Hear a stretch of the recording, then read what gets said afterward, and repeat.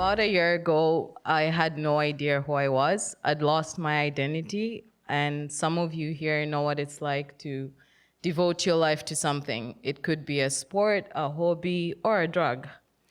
Mine was anorexia, and usually that brings a lot of silence because A, people don't understand it, B, it's those things people don't talk about.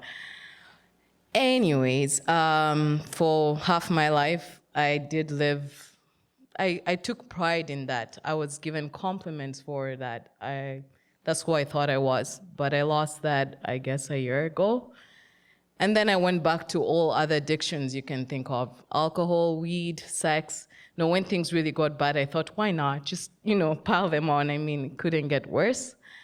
And by the time, I think last June, I hit the realization that I'd hit rock bottom, but I didn't know there was a bottom lower than rock bottom. Like, there's always farther that you could go. So I thought I'd hit rock bottom, but 2 months later, I got a job, moved to another city, and I thought this will fix it. And I tended to do that before. When things got hard, I just leave. But I didn't. This time, I was a full-on pothead, the one who wakes up, smokes again, goes to work, smokes, and still that didn't fix it. I was now miserable in my high as well, which, I mean, who wants to be high and miserable? At least if you're high and happy, then, there's a point to it.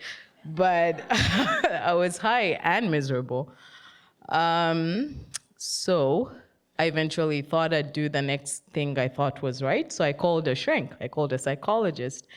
And in our first conversation, she says, "Oh, you can only heal in community." And I thought, that's for other people, weaklings, not me, And she says, "No, you get hurt in community and you can only heal in community." I was like, yeah, push that to the side. We'll think about that later. And then I lost my job. And this time, I had come to the first Ashes to Rubies on a Thursday night, and I heard someone share how they'd come from selling drugs on the streets to rapping about Jesus. And I was like, wow. I mean, Kanye West is now Christian too, so things do happen.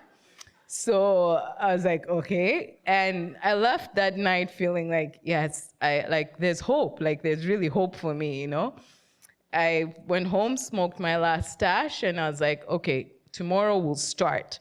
And then Friday morning, I walk into work, and I'm like all hype. I felt like I was walking on water, going to work. Well, it was snowing, but not that kind of water. Actually, I felt really pumped from hearing the stories in this room of hope and healing. And then I lost my job. And I came back home and I was just like, God, how dare you? How dare you? I've decided, I hadn't actually done it yet fully, but I've decided to give up all I knew. I've already lost enough this year. You can't just abandon me. And I was yelling and bawling. If anyone has read the story of Job, I was Job. And then something comes to mind. It's call John Ruby. I'm like, that's weird. I'm like, same thing I told the psychologist. I just met them at the first Ashes to Rubies. Eventually, I had no choice because the thought just kept going. So I got Vicky's number and I'm like, hi. So she prays for me.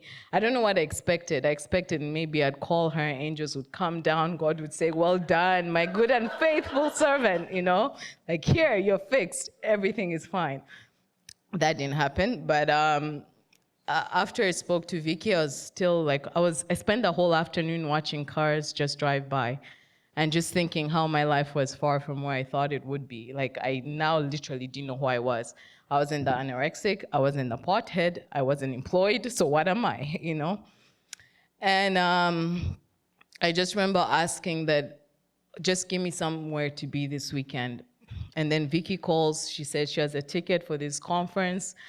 Again, I show up to the Heart Conference thinking the minute I show up, angels are going to come, a dove will descend, and that didn't happen either. But Vicky did invite me to come to Union City. And I said, yeah, maybe I possibly could be coming for free breakfast, and that's it. So I did come for breakfast, and 6 or 7 months later, I'm still here. Guess breakfast is long. And when I did come here, the first 2 months, I told anyone who cared to listen that this is not my home church, whatever that means, you know? Like, see, they're nodding. Because, yeah, I was so like, no, I can leave anytime. Because that's how what I was used to. In my home, I never had a childhood that was safe. My mom was always like, I'm leaving anytime now. So for me, the idea of love, community, any of that, and for it being permanent or lasting, or I was just like, yeah, that's not for me. Anyways, eventually I stayed, and I said a lot of nevers. I said I'd just never call it home, let's say that.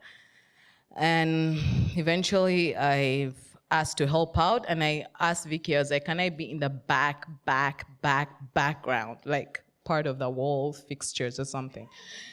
And the first week I helped pick out garbage, and now I sing up here, which again was a never. And one time I came in, I think my first time singing, and I was not feeling it at all. I was having that insecure kid moment of who am I and all that. And I raised the music stand so high, and John comes and he's like, oh, it's covering your face. And he lowers it down, you know? And I'm like, that's the point. But I guess the point of my story is I've tried many things to find who I am. I've tried and lost them. And I've become like, I won't go halfway, I'll do it to the extreme. But now, I do know who I am, and that's someone who is loved by God. Like, I am his daughter, even on those days when, when things don't go well, I can still look up and say, hey, I'm loved, and a smile's back on my face.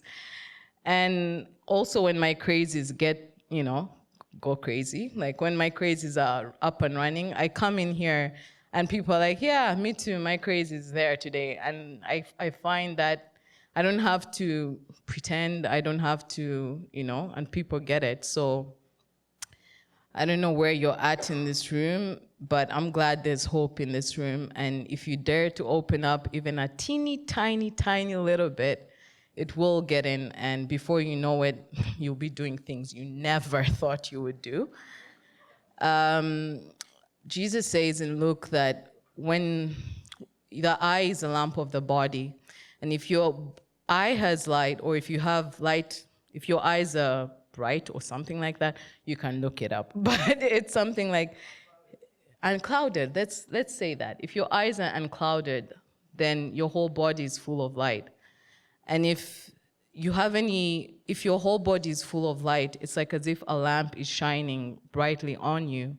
So I came from like bloodshot eyes to blindness to just foggy seeing to now I do see the light. I see the light even on dark days like today.